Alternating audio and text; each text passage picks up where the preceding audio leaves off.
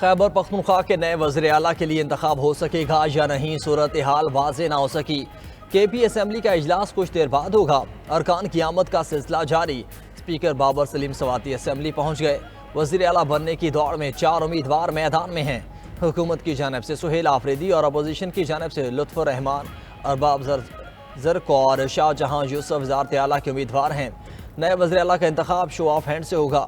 Khyber Pakhtunkhwa assembly کے کل ممبران کی تعداد 145 ہے۔ حکومتی ممبران کی تعداد 93 اور اپوزیشن کے 52 ہیں۔ وزیر اعلیٰ منتخب کرنے کے لیے 73 ممبران کے ووٹ درکار ہیں۔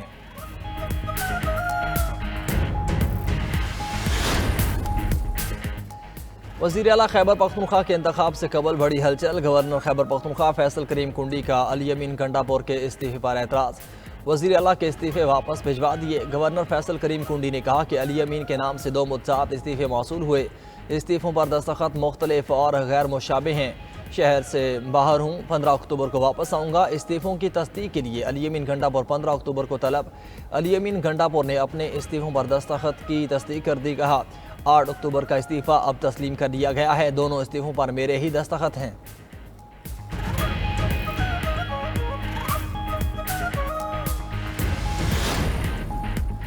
وزیر اعظم شہباز شریف غزہ امن کانفرنس میں شرکت کے لیے مصر روانہ۔ امن کانفرنس مصر کے شہر شرم الشیخ میں آج ہوگی۔ صدر ٹرمپ اور مصری ہم منصب مشترکہ صدارت کریں گے۔ فلسطینی صدر محمود عباس بھی کانفرنس میں شریک ہوں گے۔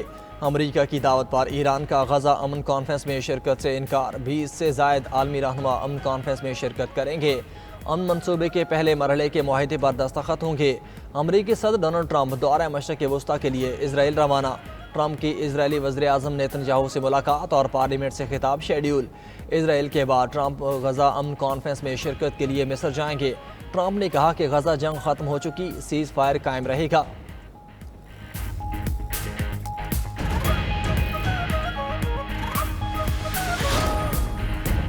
پاکستان اور افغانستان کے درمیان جنگ کا سنا ہے، اسے واپس آ کر دیکھوں گا، پھر ایک اور کوشش کروں گا۔ میں جنگ رکوانے اور امن قائم کرنے میں ماہر ہوں۔ پاک افغان جنگ پر امریکی صدر ڈونلڈ ٹرمپ کا بھی رد عمل آ گیا۔ دورہ مشرق وسطیٰ پر روانگی سے قبل میڈیا سے گفتگو میں پاک بھارت جنگ رکوانے کا بھی تذکرہ کہا۔ پاکستان اور بھارت کی جنگ ٹیرف کی مد سے روکی تھی۔ یہ ان کے لیے اعزاز کی بات ہے کہ لاکھوں جانیں بچائیں۔ نوبل انعام پر گفتگو میں امریکی صدر نے کہا کہ یہ انعام 2024 کے لیے مختص تھا۔ ان کا مقصد انعام حاصل کرنا نہیں بلکہ لوگوں کی زندگیاں بچانا ہے۔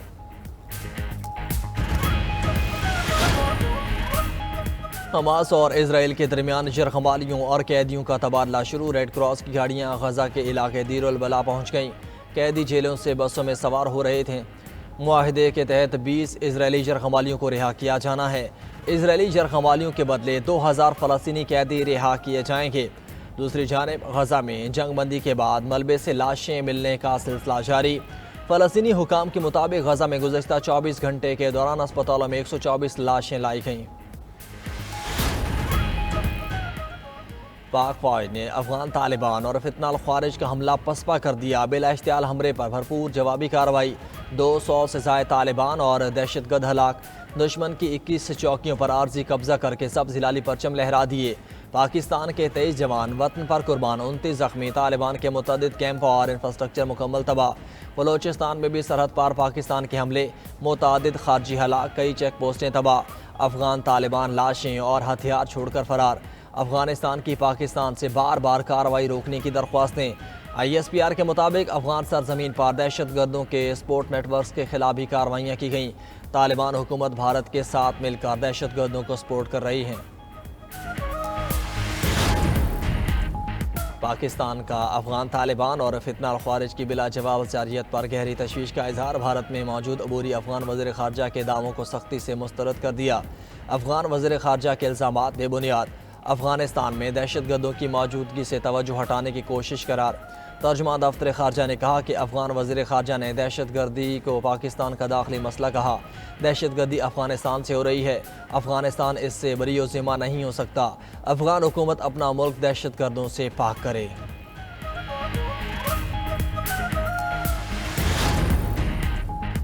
ملک بھر میں قومی انسداد پولیو مہم شروع۔ 4 کروڑ 54 لاکھ بچوں کو انسداد پولیو کے قطرے پلانے کا ہدف مقرر۔ وٹامن اے کی اضافی خوراک بھی دی جائے گی۔ پولیو مہم 19 اکتوبر تک جاری رہے گی۔ نیشنل EOC کا کہنا ہے کہ والدین 5 سال تک کے تمام بچوں کو انسداد پولیو کے قطرے لازمی پلوائیں۔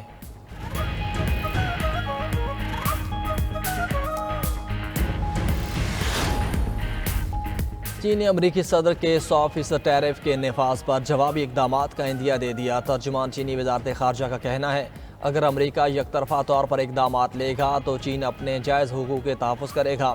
امریکی صدر کی ٹیرف دھمکیوں سے پیچھے نہیں ہٹیں گے۔ چین نے ٹرمپ کی جانب سے اپنی مصنوعات پر عائد تازہ امریکی ٹیرف کو منافقانہ قرار دے دیا۔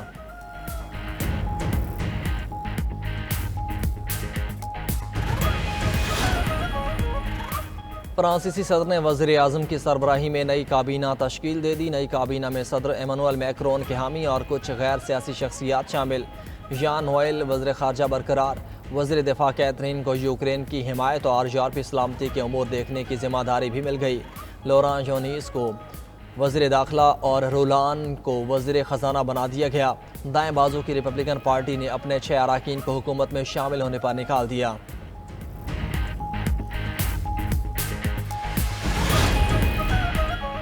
امریکہ کی جنوبی ریاست کیرولائنا میں فائرنگ 4 افراد ہلاک اور 20 زخمی۔ واقعہ سینٹ ہیلینا آئی لینڈ میں پیش آیا۔ واقعے کے وقت وہاں سینکڑوں افراد موجود تھے۔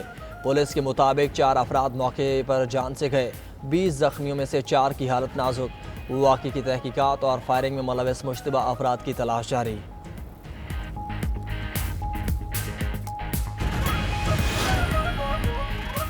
امریکہ کے مشرقی ساحلی علاقوں پر شدید طوفان نار ایسٹر نے تباہی مچا دی۔ بارشوں اور تیز ہواؤں سے سڑکیں بند، فضائی سفر متاثر۔ مغربی الاسکا میں سیلاب کئی گھر بہا لے گیا، درجنوں افراد لاپتہ۔ جنوبی ریاستوں میں بھی طوفان بارشوں سے سڑکیں زیریاب، متعدد افراد کو ریسکیو کر لیا گیا۔ نیو یارک اور نیو جرسی میں ہنگامی حالت نافذ، شہریوں سے گھروں میں رہنے کی اپیل۔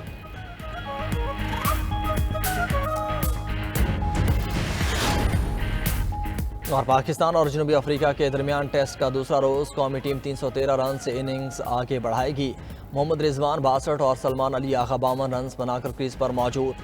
کپتان شان مسعود اور امام الحق نے 161 رنز کی شراکت قائم کر کے ٹیم کو استحکام دیا۔ شان مسعود 76 رنز بنا کر آؤٹ ہوئے۔ امام الحق نروس 90s کا شکار، 7 رنز کے فرق سے سنچری مکمل نہ کر سکے۔